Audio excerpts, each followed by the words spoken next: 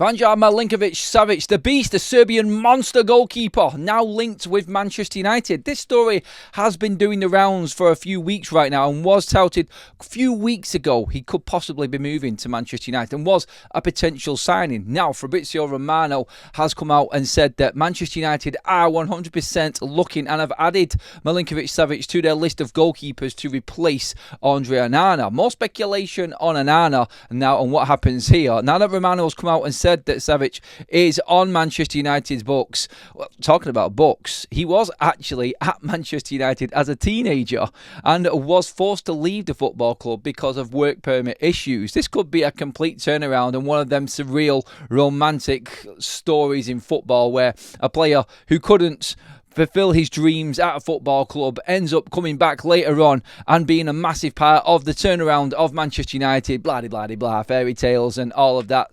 Well, we're looking at just getting a good goalkeeper in at Manchester United right now. Hello everyone, welcome to Forever United TV, just bringing you your updates around Manchester United. And if you have been living under a rock, you wouldn't have seen the news today that Vanja Milinković-Savić, the 6'8" Serbian monster goalkeeper currently playing in Serie A at Torino, has been linked with Manchester United. And like I said, this player was at Manchester United as a teenager. There's pictures of him with Sir Alex Ferguson and in Manchester United kits.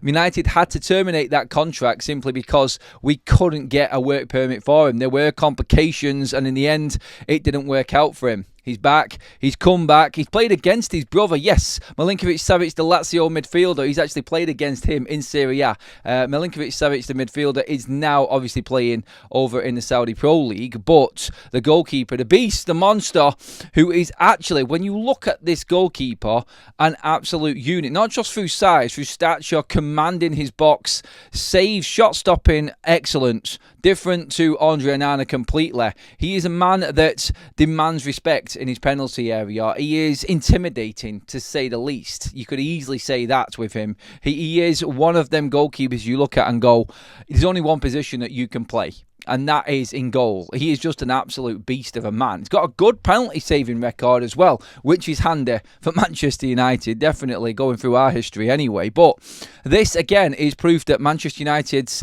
long list of goalkeepers that we have been linked with this summer, and a reality is that Onana, if the right offer comes in, and that Saudi Pro League offer is not dead in the water. Fabrizio Romano has said this as well, that this is an open transfer this summer and Onana could still leave. Look, there may be a chance here that Vitek and Bayındır both get sold by Manchester United.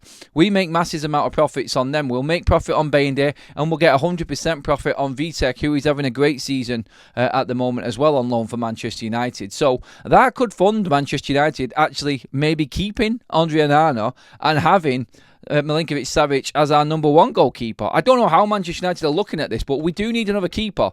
And if Onana isn't going to leave, and Manchester United wants to keep him maybe another year, then maybe sell him on, he's just not a number one goalkeeper. It's as simple as that. We all know that, and it's time Manchester United started acting like a proper football club. Let's just wait around to see. I love this guy. He's a great character in the dressing room. Everyone loves him at Carrington. Usually that would be the recipe for disaster at Manchester United. And how this football club has been run for many a years, letting players just bed in and just see if they can make it. Never mind that. Let's start acting like a club, like I said, and getting rid of players that just clearly haven't made it after 2 years of real underperforming performances at Manchester United, which is pretty much Onana. Let's be honest. You cannot hide away from the fact that, yeah, he's had a few good games, but he is so unreliable. Manchester United need to move past this. Milinković-Savić, like we've said, nobody has really watched him or concentrated on him or looked at him like other goalkeepers or well-known goalkeepers. Let's not kid ourselves. This is a player that no one has even seen play many games. Serbian, 6'8", like we said, beast of a player, commands his box, good shot stopper, has been playing regular football in Serie A, so is ready to go. Now, you could obviously come back and say, well, Onana was playing in Serie A, and look at him right now. He's not turned out to be the goalkeeper we wanted either. Look, everyone can make a reel of all the mistakes that every goalkeeper's made. Everyone can make a reel of all of the brilliant saves that the goalkeeper has made. And you could make a player work whichever way your agenda wants to run in terms of making him look good and making him look bad. So we're looking at reels, we're looking at highlights, we're looking at a goalkeeper here that nobody knows about. And I'm just going to be completely honest. But Manchester United, again, the biggest story in this is that we are looking for another goalkeeper. And in the case of Andre Onana, if you're making reels, if you're making, you're building an agenda, or you're trying to build a profile for a player, then you don't have to look far. Andre Onana has been a failure at Manchester United. He single-handedly cost us the Champions League in his first season. The calamitous mistakes that this man makes, he's useless with his feet. He doesn't stop shots. His shot stopping is appalling. And just looking at the reels and how agile Milinković-Savić is for a 6'8" goalkeeper, you can see the way he gets down. He's a lot quicker. His agility is miles better than Andre Onana. And you would have thought that would have been a different case with him being 6'8". But look, this is a man that you can see from the reel straight away. And the big thing that jumps out to me about Milinković-Savić is that he actually talks to his defence. You never see Andre Onana saying anything. Now, you can argue there's probably been moments there and someone would have picked up some highlights of Onana talking to his defence, but this guy reminds me of a Peter Schmeichel type of character. Absolutely smashing his defenders if he needs to. Coming out and shouting at defenders, commanding and organising his defence. That's a goalkeeper that you want centre-backs to play in front of. That's a goalkeeper I would have loved to have played in front of. That's someone that you know you're going to be able to rely on in commanding you, organising you, and if it gets past you, that ball, he's going to do his job behind you and save it as well. Look, it's one of them again. This ultimately could turn out to be a signing United make that doesn't work. We just don't know. We don't know. And I can big up Milinković-Savić all you want. I can say he's a great shot stopper. But there'll be plenty of times that he's dropped clangers and plenty of times he's made mistakes. But I guarantee you he's not made as many mistakes in such a short spell of time as Andre Onana has. And the difference in this is if you can get this goalkeeper in for less than 20 million, a first choice goalkeeper for less than 20 million, I think that's where Manchester United need to be looking.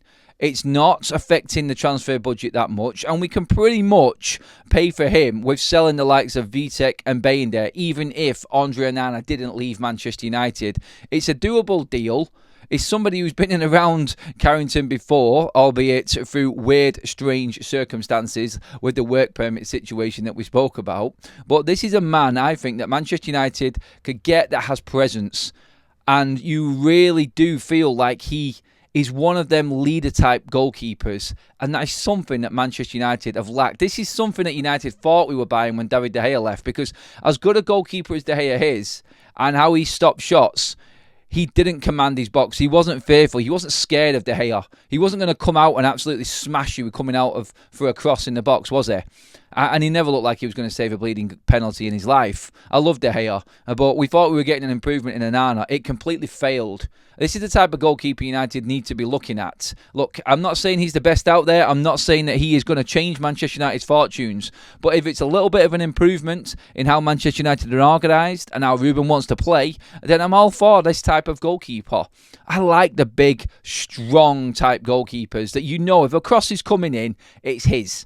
It's as simple as that. He isn't going to be beaten as easy as what Andre Onana is. And that for Manchester United, for less than 20 million, for a number one goalkeeper, is a must. Comment below. Let me know what you think about this deal. Is this the right type of keeper United should be looking at?